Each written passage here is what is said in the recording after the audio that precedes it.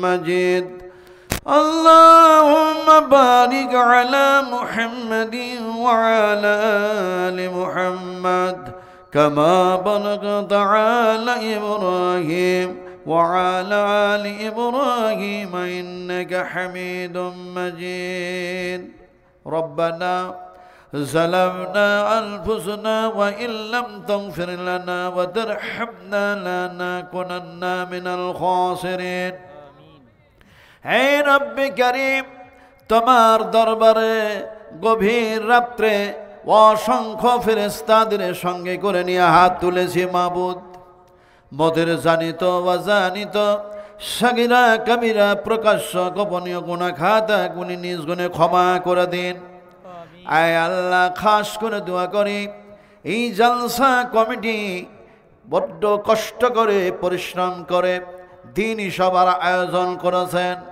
আয় আল্লাহ এমনি করে মাদ্রাসার ছাত্রবিন্দু থেকে শুরু করে শিক্ষক পর্যন্ত মাদ্রাসার সেক্রেটারি থেকে সহকর্মী পর্যন্ত এরকমভাবে যারা তোমার দ্বীনের আয়োজন করতে গিয়ে এরকম যেন পরিশ্রম করেছে কষ্ট করেছে আল্লাহ কাল কিয়ামতের মাঠে ইনাদের সকলের জন্য এ কোরআনি সভাখানি তুমি নাজাতের জারিয়া বানায়া দিও আয় আল্লাহ খাস করে দোয়া করি যে সমস্ত মায়েরা বোনেরা ভাই ও বাবাজিরা বন্ধু বরেরা তোমার কথাগুলি শোনার জন্য আর মানার জন্য এই জায়গায় এসে উপস্থিত হয়েছেন আল্লাহ কাল কিয়ামতের মাঠে ইনাদের সকলেরই ডান হাতে আমলনামা দান করে দিও সারা বিশ্ব জুড়ে যে মুসলমানগুলি তোমাকে সন্তুষ্ট করার জন্য শহীদ হতেছে আয় আল্লাহ সেই সমস্ত শহীদদেরকে দয়া করে জান্নাত নসিব করে দিন तमाम পৃথিবীর মাটির নিচে যত মুমিন মুমিনা যত মুসলিম মুসলিমা যত আবেদ আবেদা কবরে শুয়ে আছেন আয় আল্লাহ তাদের কবরগুলিকে দয়া করে নূরে মুনవ్বর করে দিন हमारे दुआ है ए खुदा हो इस्लाम का बुलबुला सदा आता कर सभी को हिदायत का नूर जलालत का अंधेरा हो जाए दूर या रब अगर तू करम करे ओ बाप दे ज़बा को जो दिल पर असर करे तकब्बल मिन्ना इन्नका अंतस समीउल अलीम वतुब अलैना इन्नका अंतत तव्वाबुर रहीम सुब्हान रब्बिक रब्बिल इज्जति अम्मा यसिफून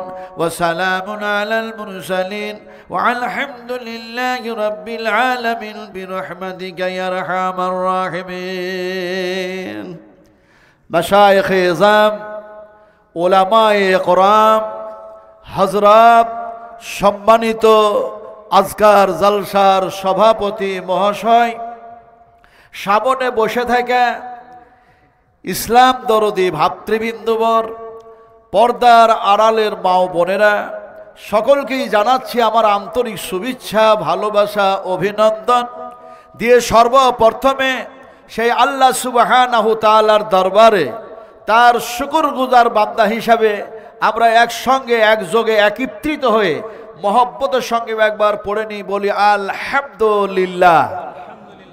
আচ্ছা এখানে যত মানুষ আমরা বসে আছি আপনারা সব জ্ঞানী মানুষ শিক্ষিত মানুষ আপনারা বাংলা ভাষা ভাষীর মানুষ বেঙ্গলি ওয়েস্ট বেঙ্গল পশ্চিমবঙ্গের আপনারা হচ্ছেন নাগরিক ফলে আপনারা শুধু বাংলা ভাষাভাষী এই জ্ঞানের প্রভাব শুধু রাখেন না এটা কি নদিয়া ডিস্ট্রিক্ট হ্যাঁ মুর্শিদাবাদ একটা ঐতিহাসিক জেলা ঐতিহাসিক জেলার মানুষ আপনারা এক সময় নবাব বলেছিল আমি বাংলা বিহার উড়িষ্যার আমি নবাব তা আপনারা তো নবাব দেশের মানুষ নবাব জেলার মানুষ আপনারা অত্যন্ত বুদ্ধিজীবী আলহামদুলিল্লাহ সুব আলহামদুলিল্লাহ হায়াক আল্লাহ বারাক আল্লাহ এর জন্য দোয়া দিলাম মুসাফির মানুষ এই কথা বললাম কেন এই জন্যই বললাম যে আমি হচ্ছে আপনাদের অন্য একটা অন্য রাজ্যের মানুষ।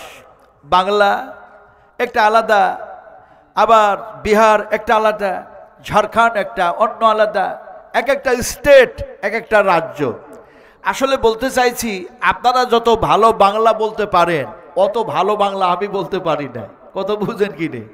আমি না বলতে পারার কারণ অনেক কিছু আছে, তার মধ্যে একটি কারণ অবশ্যই আছে যে আমার তো জন্ম এক সময়তে বিহার, কিন্তু বিহারটা ডিভাইড হয়ে গিয়ে আলাদা একটা রাজ্য ঘোষণা হলো। শুধু রাজ্য ঘোষণা হলো না, রাজধানীটাও আলাদা হয়ে গেল। আগে ছিল পাটনা, পরে হয়ে গেল যেন দেখা যায় রাঁচি।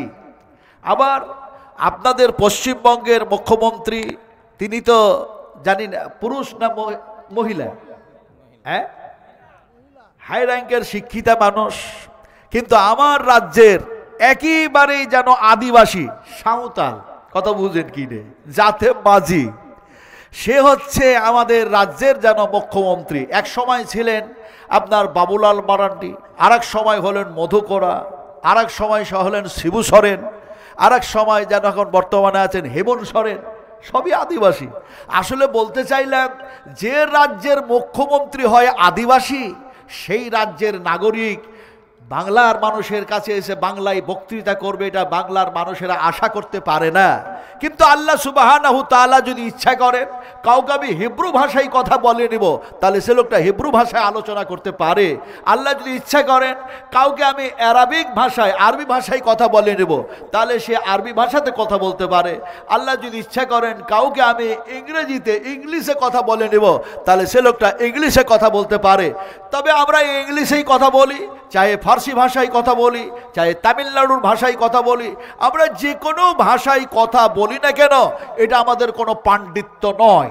আল্লাহ সুবহানাহু তাআলার কৃপা, তার দয়া, তার অনুগ্রহ, যাকে যখন চান যে কোনো ভাষায় কথা বলিয়ে নেন, ফলে সেই আল্লাহর প্রশংসা করতে কি আমাদের কোনো আপত্তি আছে? মোদি সাহেব বলা নিষেধ করেছে, তোমরা যদি প্রশংসা করো আর 2024 আমি মোদি যদি হেরে যাই, এরকম মনে মনে ভাবছেন নাকি আপনারা? এরকম না ভেবে যদি এরকমটা আমাদের ভাবনা চিন্তা হয় যে যার জমিনে আমরা বসে আছি তার নাম হচ্ছে আল্লাহ, যিনি নিখুঁত আর নির্ভেজাল অক্সিজেন দিয়ে আমাদেরকে জীবিত রেখেছেন, তার নাম হচ্ছে খালিক ও মালিক রব্বুল আলামিন। ফলে আমরা তার গোলাম, ফলে তার প্রশংসা না করতে থাকতে পারি না।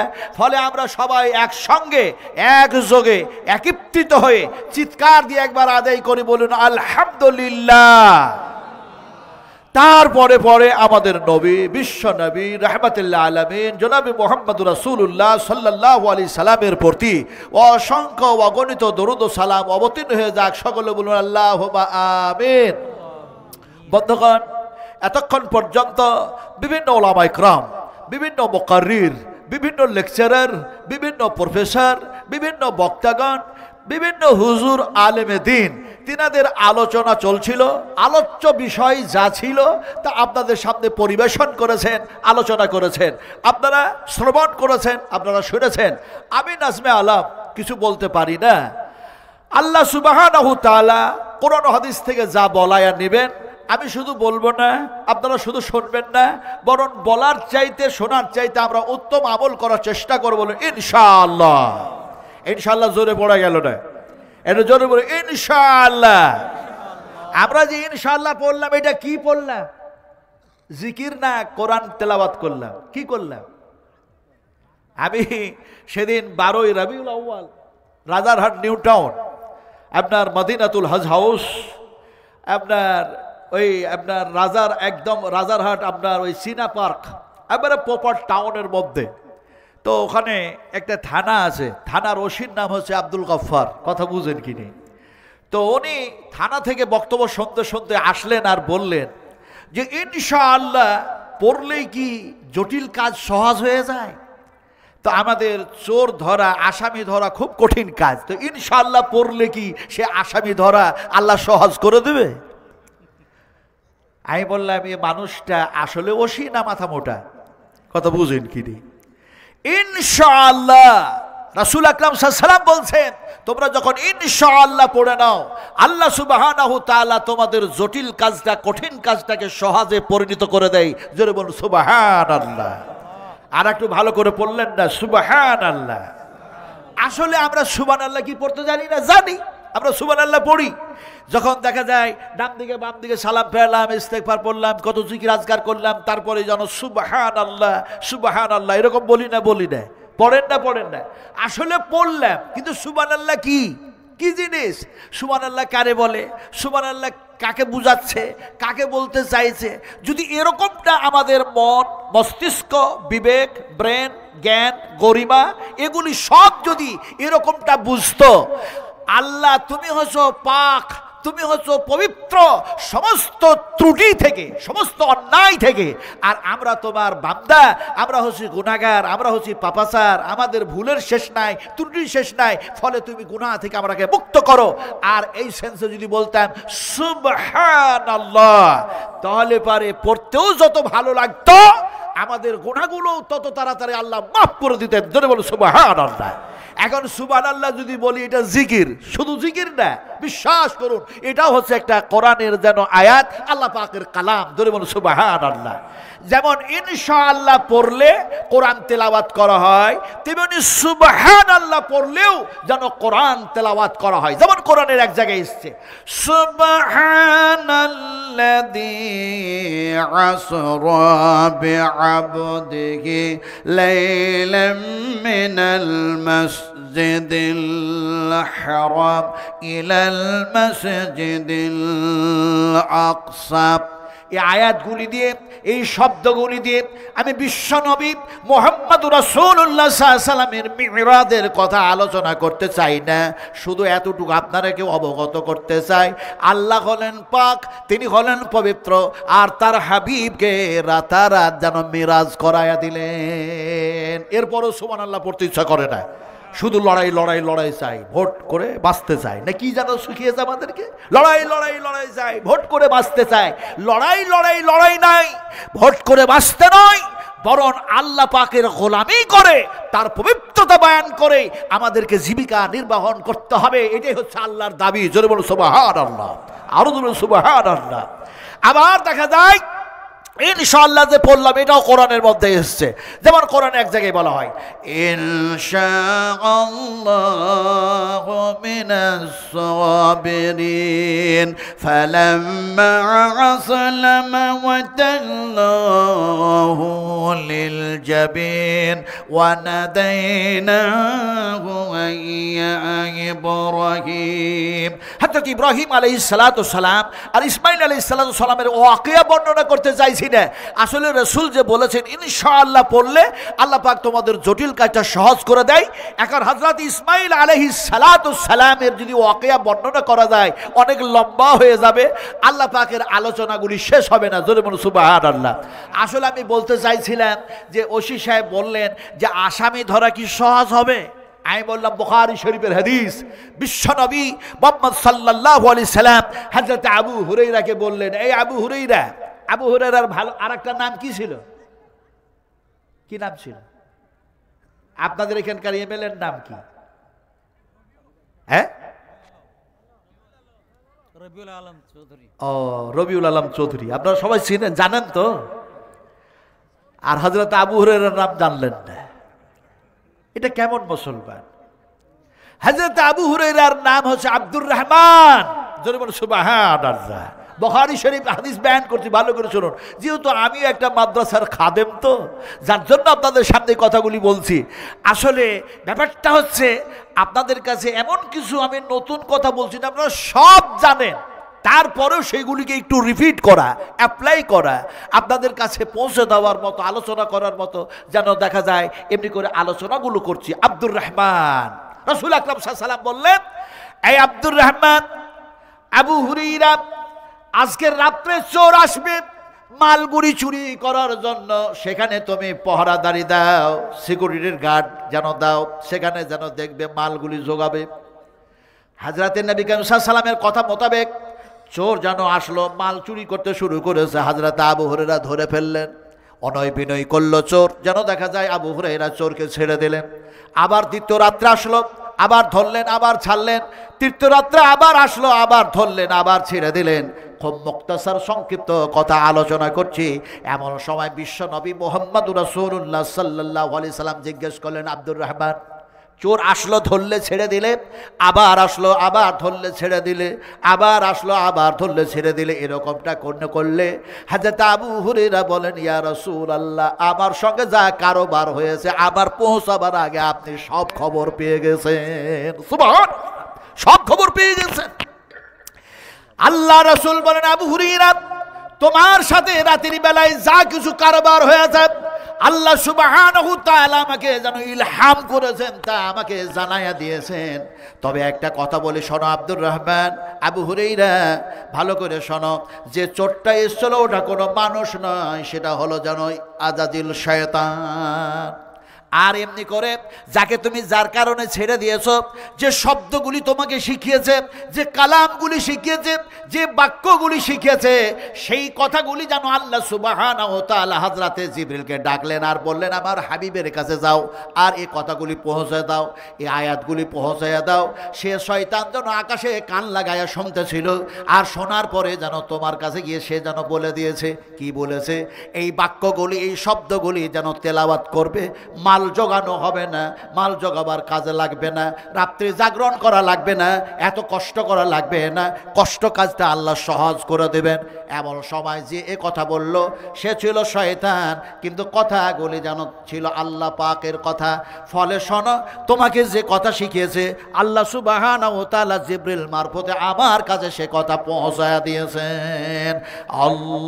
আল্লাহু লা ইলাহা ইল্লাহু আল হাইয়ুল কাইয়্যুম। সুবহানাল্লাহ বলেন। এখন সেই রাজারহাটের আপনার থানার ওসিকে বললাম, আব্দুল গফফারকে, যে আপনার যদি এই কোরআনের প্রতি বিশ্বাস থাকে, ঈমান থাকে, এর প্রতি যদি আমল করেন, আপনার চোর ধরা আল্লাহ সহজ করে দেবেন। জোরে বলুন সুবহানাল্লাহ। উনি বললেন, আপনি যা বললেন এটা তো নবীর কথা, আল্লাহর কথা, এটা তো সৌদি আরবের ব্যাপার, এটা ইন্ডিয়ার ব্যাপার নয়। আমি বললাম, ওসি সাহেব, ইন্ডিয়ার ব্যাপারটা তাহলে কি এরকম? বিশ্বাস করুন, আমি বলছি, আপনি ওসি আব্দুল গফফার, যদি আপনি ঘুষ না খান, পুলিশেরা তো ঘুষ টুস খাই না, হ্যাঁ, পুলিশেরা ঘুষ খাই না।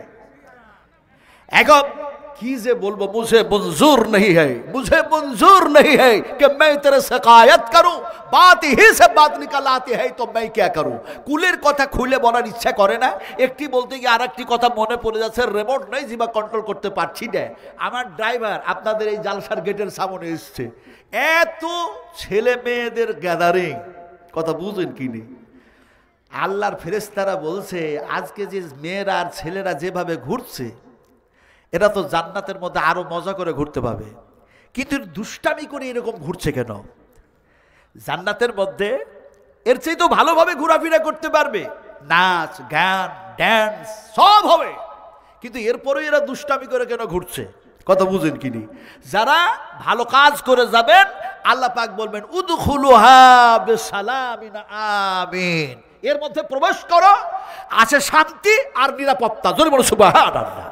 তো যখন আমি আসছিলাম, নিরাপত্তা নাই, যদি গেটের কাছে যদি আসলো গাড়ি, কতগুলো সেবিক পুলিশ আছে নাকি, ওরা কথা বুঝেন কি রে, এরা বলছে যে কোনো হুজুর থাক, ড্রাইভারকে বলছে গাড়ি ঘুরাও, কি পাওয়ার, কথা বুঝেন কিনি, গাড়ি ঘুরাও, কিছুই বুঝে না।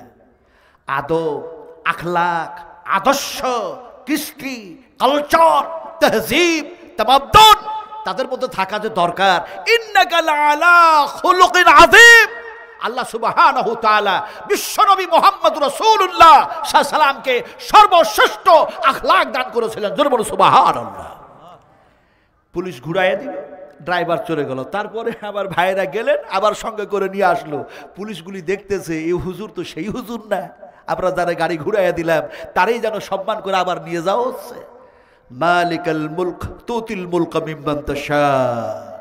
আল্লাহ পাক যাকে যখন ইজ্জত দেন, পৃথিবীর কোনো ক্ষমতা নাই তার ইজ্জত ছিনিয়ে নেওয়া, আর আল্লাহ যাকে বেইজ্জতি করেন, পৃথিবীর কোনো পাওয়ারফুল নেতারও ক্ষমতা নাই যে তার এমনি করে ইজ্জতটাকে বাড়িয়ে দেওয়া। এগুলি সব আল্লাহর হাতে। কার হাতে? আপনারা বলুন, কার হাতে? এখন সে ওসি সাহেব বলছে যে সৌদিয়ার ব্যাপার এইটা এইটা অমুক তমুক। আমি বললাম, আপনি যদি ঘুষ না খান, মিথ্যা কথা যদি না বলেন, আল্লাহর এই আয়াতের প্রতি যদি আমল করেন, ইনশাআল্লাহ যদি পড়েন, 5 ওয়াক্ত নামাজ যদি পড়েন, আল্লাহ পাক আপনার জন্য আসামি ধরা সহজ করে দিবেন। উনি শেষ পর্যন্ত বললেন, হুজুর আপনি কি রাগ টাগ করছেন? আমি বললাম, শুনুন, রাগ করি না, একটা গরু জবা করবেন। আর গরু জবা করা হয়েও গেল, মানুষটা হত্যা হয়েছে, আসামি ধরা পড়ছে না। সেই পিরিয়ডের, সেই জামানার একজন বিশাল বড় ওসি, তিনার নাম ছিল হযরতে মুসা। মুসা পয়গম্বরকে বলা হলো, এই হত্যাকারী কে আমরা জানতে চাই, আপনি বলুন। তিনি বললেন, গরু জবা করো। গরু জবা করা হলো, আর গোশতটা ঠেকায় দেওয়া হলো। মানুষটা জীবিত হয়ে গেল, আল্লাহর হুকুমের নামটা বলে দিল, আবার মরে গেল। কত বুঝেন কিনি? হযরতে মুসা বললেন, এটাই করো। এখন তারা বলল, মুসা গরু তো জবাই করব, গোশতটা ঠেকাবো, গরুটা কেমন হবে, তার রং কেমন হবে, কত বৎসরের হবে, বয়স কেমন হবে, লেজটা কেমন হবে, শিংটা কেমন হবে, নানা কিছু প্রশ্ন করল। যত প্রশ্ন করেছিল তত জটিল থেকে জটিল তারা যেন সম্মুখীন হয়েছিল। আল্লাহ সুবহানাহু ওয়া তাআলা বললেন, তারা যদি ইনশাআল্লাহ না পড়তো, কিয়ামত হয়ে যেত, তারপরও নীল গাবি আর খুঁজে পেত না। ইনশাআল্লাহ পড়েছিল বলেই জটিল কাজ সহজ হয়ে গেছিল। আসলে আপনিও যদি সেই ধরনের যদি আসামিকে ধরতে চান, তাহলে পরে কোরআনের প্রতি আমল করুন, ঘুষ নেবেন না, আর মিথ্যা কথা বলবেন না। আপনারা মুর্শিদাবাদ জেলার মানুষ, কথা বলুন, মিথ্যা কথা বলা ভালো না খারাপ? আস্তে করে বললেন, মনে হয় শব্দ টন্দ আছে নাকি? একটু জোরে বলুন, মিথ্যা কথা বলা ভালো না খারাপ?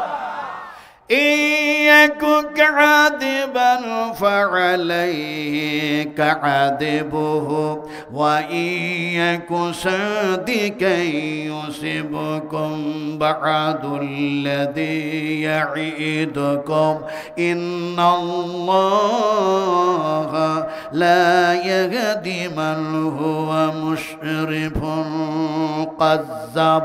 আল্লাহ রাব্বুল আলামিন বলেন, যারা এমনি করে সীমা লঙ্ঘন করে, সীমা অতিক্রমকারী হয়, আর যারা মিথ্যাবাদী হয়, আমি আল্লাহ সুবহানাহু ওয়া তাআলা তারাকে হেদায়েত করি না। হেদায়েতের মালিক আল্লাহ।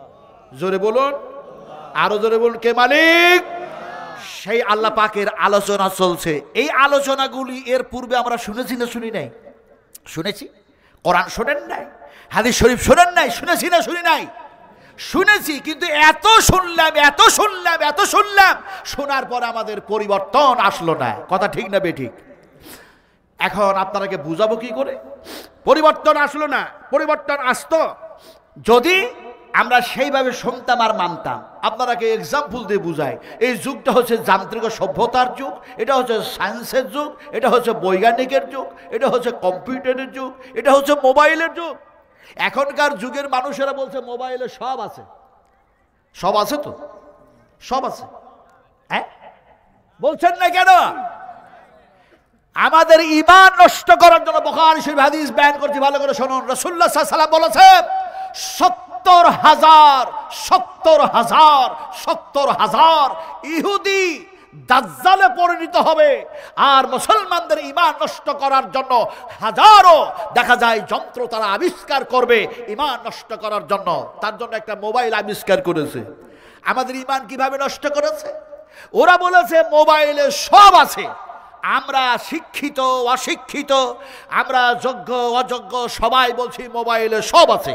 এটা হচ্ছে মানুষের কথা। আর আল্লাহ পাক বলছেন কোরআনে সব আছে। এবার আপনারা বলুন, মানুষের কথা ঠিক না আল্লাহর কথা ঠিক? কোনটা? জোরে যদি না বলেন তাহলে আমি অন্য কিছু বলবো। কার কথা ঠিক? ওয়াতিবিয়ানাল লিকুল্লি শাই। আল্লাহ পাক বলছেন কোরআনে আমি সব দিয়েছি। জোরে বলুন সুবহানাল্লাহ। এই আয়াত থেকে, কোরআন থেকে, মাদ্রাসা থেকে, মসজিদ থেকে, তাওহীদ থেকে, রিসালাত থেকে, আখিরাত থেকে, রাসূল থেকে বেমুখ করে দেওয়ার জন্য এই দাজ্জাল ইহুদিরা এই সমস্ত যন্ত্র যেন আবিষ্কার করে আমাদের হাতে তুলে দিয়েছে, যাতে কোরআনের প্রতি আমল না থাকে। এর জন্য তারা ব্যবস্থা করছে। আমাদের ঈমান বাঁচাতে হবে না? হবে না? জোরে কথা বলুন, হবে না? হবে না? এই জন্য রাসূল আকরাম সাল্লাল্লাহু আলাইহি ওয়াসাল্লাম বলেছেন, এমন এক যুগ, এমন এক জামানা আসবে, যে জামানায় আগুনের আঙ্গার হাতের তলায় নিয়ে রাখা সম্ভবপর হবে, কিন্তু ঈমান বাঁচানো সম্ভব হবে না। সেটা হচ্ছে এই পিরিয়ড, সেটা হচ্ছে এই জামানা। আমার ভাইরা, কথা বলতেছিলাম, যুগটা হচ্ছে মোবাইলের যুগ, ঐতিহাসিকের যুগ, সায়েন্সের যুগ, বৈজ্ঞানিকের যুগ। আমরা এত শুনলাম, তারপরও পরিবর্তন আসলো না কেন? একটা এক্সাম্পল দিয়ে বুঝাই। এটা খুব মোটা মানুষ, কেউ মোটা মানুষ থাকলে আবার রাগ টাগ করেন না যে নাজবাল্লাম সাহেব কাউকে খুঁজে পেলেন না, আমি মোটা মানুষটাকে দিয়ে শুরু করলেন, এরকম রাগ টাগ করবেন না। একটা খুব ফ্যাট মানুষ, একটা খুব মোটা মানুষ, এই মোটা মানুষটা তার উঠতে বসতে চলতে ফিরতে সমস্ত কাজে কষ্টকর, খুব অসুবিধা হচ্ছে। তো একদিন উনি এক ডাক্তারের কাছে গেলেন, গিয়ে বললেন, স্যার আমি তো হ্যাবি ফ্যাট হয়ে গেছি, মোটা হয়ে গেছি, আমার শরীরের কিভাবে পরিবর্তন আসবে, আপনি কি ঔষধ অথবা আমাকে ভালো পরামর্শ দিতে পারেন? ডাক্তার তার কথা শুনে বললেন, তুমি কি খাও যে এত মোটা হয়ে গেছো, কি খাও কি? আমি কিন্তু কোরআনের বাইরে এক্সাম্পল দিচ্ছি না। আচ্ছা আপনারাকে জিজ্ঞেস করি এক্সাম্পল দেওয়ার আগে, আপনারা বলুন আজকে যারা খাবার খিচুড়ি খেলেন অথবা ঘরে খান, বাম হাত দিয়ে খান না ডান হাত দিয়ে? হ্যাঁ, কোন হাত দিয়ে খান? এই ডান হাতটাকে আল্লাহ পাক প্যারালাইসিসে পরিণত করে দিল, খাবেন কোন হাত দিয়ে?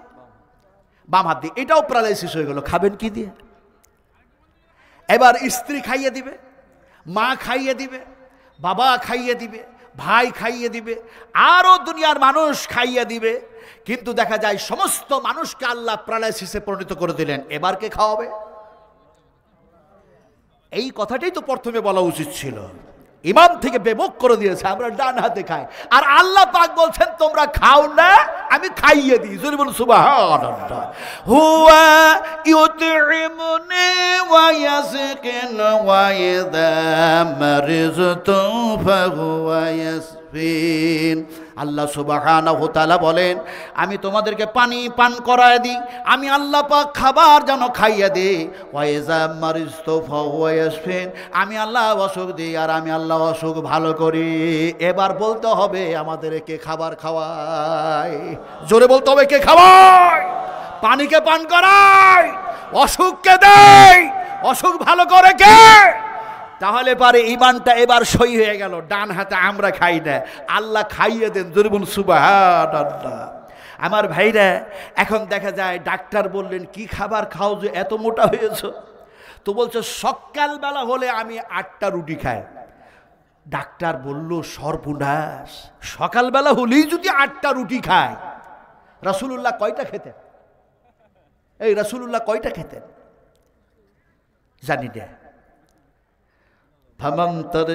আল্লাহ রসুল বলেছেন, বিশ্বনবী মুহাম্মদ সাল্লাল্লাহু আলাইহি ওয়াসাল্লাম বলেছেন যে আমি মুহাম্মদ সাল্লাল্লাহু আলাইহি সাল্লামের যারা সুন্নতকে আদায় করলো তারা হচ্ছে আমার উম্মত, আর যারা আমার সুন্নাতের বাইরে চলে গেল ফামান রাগিবা আন সুন্নতি ফালাইসা মিন্নি, ওরা আমার উম্মত থেকে খারাজা ইয়াখরুজ, বাইর হয়ে গেল।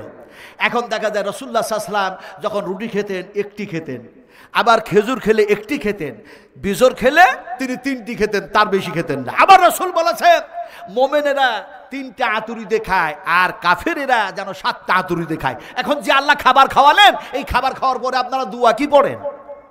এই কি দোয়া পড়েন? হ্যাঁ, হায়রে মানুষ, হায়রে মানুষ। বুখারী শরীফের হাদিস, রাসূল আকরাম সাল্লাল্লাহু আলাইহি ওয়াসাল্লাম তিনি খাবার খেলেন, আর খাবার খাওয়ার পরে যেন দেখা যায় আল্লাহ পাক খাবার খাইয়েছেন, তার প্রশংসা করলেন। দোয়াটা কি ভালো করে শুনুন, আপনারা দোয়া অনেক জানেন, আলহামদুলিল্লাহিল্লাযী আত'আমানি ওয়া সাকানি ওয়া জালানি মিনাল মুসলিমিন, আরো যেন অনেক অনেক জানেন। কিন্তু রাসূলুল্লাহ যে দোয়াটা পড়লেন, সেই দোয়াটা বুখারী শরীফের মধ্যে কোট করে দেওয়া হয়েছে। ইমাম বুখারী রাহমাতুল্লাহ আলাইহি যেন নিয়ে এসেছেন, আলহামদুলিল্লাহি হামদান কাসীরান তাইয়্যিবান মুবারাকান ফি গায়রা মাকফিয়ান ওয়ালা মুওয়াদ্দিয়ান ওয়ালা মুস্তাগনান আনহু রাব্বানা। এই দোয়া তো আমরা সবাই জানি নাকি? কালকে সবাই মাদ্রাসায় ভর্তি হয়ে যান, সব ভর্তি হন। কুল হাল ইয়াস্তাবিল্লাযীনা ইয়ালামুনা ওয়াল্লাযীনা লা ইয়ালামুন। শিক্ষিত মানুষ আর অশিক্ষিত মানুষ কখনোই সমান হয় না, এটা হচ্ছে আল্লাহর কথা। জোরে বলুন সুবহানাল্লাহ। ডাক্তার বললেন তাহলে দুপুরবেলায় কটা খাও? তো ফ্যাট মানুষটা বলছে দুপুরবেলা তো 8টা খায়। বলে রাত হলে কটা খাও? বলছে 8টা খায়। আপনারা সব জ্ঞানী মানুষ বসে আছেন, 3 8 রুটি খেলো কটা? হ্যাঁ, 24টা রুটি খেয়েছে। ডাক্তার বলল বাবা তোমার যদি শরীরের পরিবর্তন আনতে চাও তাহলে খাবারের অঙ্কটা কমিয়ে দাও। বলে স্যার আমি খাবো কটা আর কমাবো কটা? তো তো ডাক্তার বললেন 24টার মধ্যে 12টা খাও আর 12টা রুটি বাদ দাও। এখন শুধু 12টা খায়, তারপরও পরিবর্তন নেই। দ্বিতীয়বার আবার ডাক্তারকে গিয়ে অনয় বিনয় করে বলল, স্যার একটু ভালো করে আমাকে পরামর্শ দেন, ঔষধ দেন, আমার শরীর তো যা কার তাই হয়ে আছে। ডাক্তার বলে, খাচ্ছ কয়টা? বলে 12টা। ডাক্তার বললেন, ওই 12টা থেকে আরো 6টা রুটি কমিয়ে দাও, শুধু 6টা খাও। এখন শুধু 6টা রুটি খায়, তারপরও পরিবর্তন নেই। তৃতীয়বার আবার যেন সে গিয়ে বলল, স্যার কোনো পরিবর্তন নাই। বলে, খাচ্ছ কয়টা? বলে, আপনার কথা মোতাবেক মাত্র 6টা রুটি খাচ্ছি। ডাক্তার বললেন, সত্য কথা বলো, সত্য কথা। আমাদের ভারতের প্রাইম মিনিস্টার, চিফ মিনিস্টার, আপনার যেন প্রধানমন্ত্রী তো সব সত্য কথাই বলে, মিথ্যা কথা তো একটাও বলে না, নাকি ভাই? হাতের তালি বাজাও, থালি বাজাও, করোনা হবে না। তারপরও করোনা হলো না, হলো না, হয়েছিল তো। আমার ভাইরা, আল্লাহ পাক কোরআনের মধ্যে বলেছেন, তোমরা যদি তালি না বাজাতে, থালি না বাজাতে, সিটি না বাজাতে, মোমবাতি যদি না জ্বালতে, আমি আল্লাহ এই আযাব দিতাম না। কোরআনের মধ্যে এসছে। এলাকায় আসলে ইনশাল্লাহ আমি সে কথা আলোচনা করব কোনো সময়, যেহেতু আজকের বিষয়টা আমার অন্য বিষয়, আলোচনা চলতেছে। এখন দেখা যায় এমনি করে যেন ডাক্তার বললেন, সত্য কথা বললো, সত্য কথা। তো ফ্যাট মানুষটা বলছে, স্যার আমি 100% সত্য কথা বলছি, আমি 6টার বেশি রুটি খাই না। ডাক্তার বলল, সত্য কথা বলতে তোমাকে জিজ্ঞেস করছি, তুমি রুটির সংখ্যা কমিয়েছো না আটার সংখ্যা কমিয়েছো? কোনটা করেছো? বলে, স্যার আমি তো রুটির সংখ্যা কমিয়ে দিয়ে আপনার কথা মোতাবেক 6টা রুটি খাচ্ছি ঠিক, কিন্তু এর পূর্বে যে 24টা রুটি খাচ্ছিলাম, ওই 24টা রুটিতে যত কেজি আটা লাগে সব আটা ওই 6টা রুটিতে দিয়ে খেয়েছি। ডাক্তার বললেন, বেওকুফ কোথাকার, তাহলে আমার সাজেশন কোথায় মেনেছিস? তুই তো সব আটা আর সব রুটি খেয়েছিস, তোর পরিবর্তন আসবে কি করে? আজকে দেখা যায় আমরা বদরুল আলম হুজুরের মুখ থেকে ওয়াজ শুনলাম, কারি রিয়াজতুল্লাহ হুজুরের মুখ থেকে ওয়াজ শুনলাম, মুফতি নাজবুল হক সাহেবের মুখ থেকে ওয়াজ শুনলাম, তারপরে যেন ঝাড়খণ্ড থেকে বিহার থেকে আসলো তার মুখ থেকেও যেন ওয়াজ শুনলাম। কিন্তু এই কোরআন এবং হাদিসগুলি শোনার পরে যদি হযরত উমরের মতো, হযরত আবু বকর সিদ্দিকের মতো, হযরত উসমান গনির মতো, হযরত আলী কাররামুল্লাহ ওয়াজহুর মতো, হযরত আবু দারদার মতো, হযরত আবু তালহার মতো, হযরত খালিদ বিন ওয়ালিদের মতো, হযরত হামজার মতো শোনার পরে যদি আমরা সেই আমল করতাম, তাহলে আমাদের চরিত্র, আমাদের কৃষ্টি কালচার, আমাদের ঈমানটাও যেন সেই সাহাবা একরামদের মতো হয়ে যেত। সুবহানাল্লাহ, আরো সুবহানাল্লাহ। মানুষের যাতে করে ইহকালটা পরকালটা মঙ্গল হয়, কল্যাণ হয়, এই জন্য বিশ্ব মানবের জন্য আল্লাহ পাক কোরআন নাজিল করলেন। জোরে সুবহানাল্লাহ, আরো জোরে সুবহানাল্লাহ। বিশ্ব মানবের কল্যাণের জন্য শুধু দুনিয়াবি কল্যাণ নয়, আখিরাতেও যাতে কল্যাণ হয়, এর জন্য আল্লাহ পাক কোরআন নাজিল করলেন। এই কোরআনটা কত পারা আপনারা কি বলতে পারেন? একটু জোরে বলুন, কোরআন কত পারা? হায় হায় হায় হায়, খুব দুঃখ লাগে। কোরআন নাকি 40 পারা। জোরে বলুন নাউজুবিল্লাহ, আরো জোরে নাউজুবিল্লাহ। আপনার শান্তিপুর হাই স্কুলে বক্তব্য রাখছি, আর বক্তব্য রাখতে গিয়ে দেখা যায় এক শ্রেণীর মানুষ, সে চুল খুব বড় বড়, হাতে যেন দেখা যায় লোহার যেন সেই কি রয়েছে, চিমটি, ঠিক বলেছেন, ওই চিমটি। এখন দেখা যায় উনি দাঁড়ালেন, দাঁড়ানোর পরে বললেন, আপনি ঝাড়খণ্ডের মানুষ, কিছুই জানেন না, কোরআন 30 পারা কেন হবে? কোরআন তো 40 পারা। আমি বললাম, এখানে 16 জন কোরআনের হাফেজ বসে আছে, এর মাথায় পাগড়ি দিলাম। এখন এরাকে জিজ্ঞেস করা হোক, এরা কত পারার কোরআনের হাফেজ? 16 জন। সেই দিন আল্লাহে ওয়াল্লাহি ওয়াল্লাহি, কসম ওই আল্লাহর, কসম ওই আল্লাহর, সেই দিন 16 জন যেন কোরআনের হাফেজের মাথায় আল্লাহ পাক আমার হাত দিয়ে পাগড়িটা বানায় নিয়েছিলেন। আমি গতবার, তার আগেবার আপনার আখড়াতে গেলাম, চটা, কলকাতাতে, সেখানেও যেন দেখা যায় এমনি করে 17 জন 18 জন যেন হাফেজের মাথায় পাগড়ি বাঁধলাম। আপনাদের মুফতি নাজবুল হক সাহেব ছিলেন, তিনিও সেই দিন ছিলেন। আমাকে বললেন, হুজুর আপনি ঝাড়খণ্ডের মানুষ, আপনি যদি আজকে এখানে না থাকতেন তাহলে আমাদের পাগড়ি বাঁধতে খুব কষ্ট হতো। এখন দেখা যায় এবছরও ওনারা দাওয়াত করেছেন। আমি ওদেরকে বললাম, আপনারা কোন শ্রেণীর মানুষ? বললাম, আমরা তো ফকিরি মতের লোক। আপনাকে বলি, কোরআন 30 পারা নয়, যদিও এরা 30 পারা কোরআনের হাফেজ, তারা বলল কোরআন হচ্ছে 40 পারা। আমি বললাম, কেমন করে? ওরা বলল, 10 পারা কোরআন বাতিনি ভাবে নবীর কাছে এসছে, ওটা নবীর উম্মতেরা জানে না। বলে, আপনারা কিভাবে জানলেন? বলে, আমরা ফকিরি মতের লোক, তাই আমরা জানি। আমি বললাম, সেটা আবার কেমন কথা? ওনারা বললেন এক সময়তে মানুষ খুব জটিল থেকে কঠিন সমস্যার সম্মুখীন হলো, ওরা কাপড় তৈরি করতে জানে না, কাপড় তৈরি করতে জানে না, তো শান্তিপুরে তাঁত চালাবে কেমন করে? তাই যেন হলোটা কি, সমস্যায় পড়লো, আর দেখা যায় জিবরিল আসলো, আয়াত নাজিল করে দিল, মানুষ আমরা জানতে পারলাম, সমস্যা দূর হয়ে গেল। সুতার জায়গাটা আগে ডান দিকে যাবে না বাম দিকে যাবে, এখন দেখা যায় পাটা ডান দিকে চাপ মারবো না আগে বাম দিকে চাপ মারবো, আমরা সমস্যায় পড়েছিলাম। বলে আয়াত কি নাজিল হলো? ওরা বলছে আশা লাংলাং ফাঁসা লাংলাং ফাবে আইয়ে ফাবে গাইয়ে ফাবে থপ থপ ফাবে থপ থপ। আমি বললাম সর্বনাশ, এই আয়াত আছে কোথায়? বলে 40 পারা কোরআন, ওই 10 পারা যেটা বাতিলি সেইখানে আছে। আমি বললাম ভাই শোনো, বিশ্বনবী মুহাম্মদুর রাসূলুল্লাহ সাল্লাল্লাহু আলাইহি সাল্লামের যদি যে কোরআন নাজিল হয়েছে সেই কোরআন যেন দেখা যায় খুলে, প্রথমে যদি খোলা যায় তাহলে পাওয়া যাবে একটা শব্দ, সেটা হবে বা বিসমিল্লাহির রহমানির রহিম, বা পাওয়া গেল প্রথমেই। তারপরে কোরআনটার শেষ দিকে যদি যান তাহলে পেয়ে যাবেন মিনাল জিন্নাতি ওয়ান নাস, সিন পাওয়া গেল। বা আর সিনকে যদি যুক্ত করা হয় তাহলে শব্দটা হয়ে যায় বাস, আর বাস মানেই হয়ে গেল যথেষ্ট 30 পারা কোরআন বিশ্ব মানবের কল্যাণের জন্য। কিন্তু 40 পারা কোরআন যথেষ্ট এরকম তো আল্লাহ বললেন না। ওরা বললেন আল্লাহ সুবহানাহু তাআলা অবশ্যই বলেছেন, সেটা যেন দেখা যায় ওই কোরআন যেন দেখা যায় এই শব্দগুলি যেন 40 পারা যেখানে আছে সেখানে আছে। আমি বললাম ফকরি মতের লোক, আপনারা যদি সময় তওবা না করেন এই অবস্থায় যদি মারা যান বেঈমান হয়ে মারা যাবেন। ওনারা খুব রাগান্বিত হলেন, বেঈমান হয়ে মারা যাব, এটা আবার কেমন কথা? আমি বললাম বেঈমান না, বেঈমান না, বে-বে-ঈমান, কথা বুঝতে পারছেন না? বে-ঈমান, এবার এটা আমরা গোদা বাংলায় বলি বেঈমান। ওরা বললেন ভাষা বুঝলাম না আপনার, আপনি এখনই বললেন বেঈমান, এখনই বলছেন বেঈমান, এটা কেমন কথা? আমি বললাম শোনেন, এক যেন দেখা যায় খাসিওয়ালা খাসি বিক্রি করতে গেছে, কুরবানির খাসি। এখন কুরবানির খাসি বিক্রি করতে গিয়ে দেখা যায় কুরবানির খাসিটা যেন ক্রয় করার জন্য মানুষ এসছে। একজন পুঁজিপতি মানুষ, সে গাড়ি থেকে নামলো, বলে খাসির দাম কত? বলে এই খাসির দাম 1 লক্ষ টাকা। বলে কেন 1 লক্ষ টাকা? বলে এই খাসির গুণাগুণ, এই খাসির খাসলাত হচ্ছে আলাদা। বলে কি খাসলাত কি গুণাগুণ আলাদা আছে?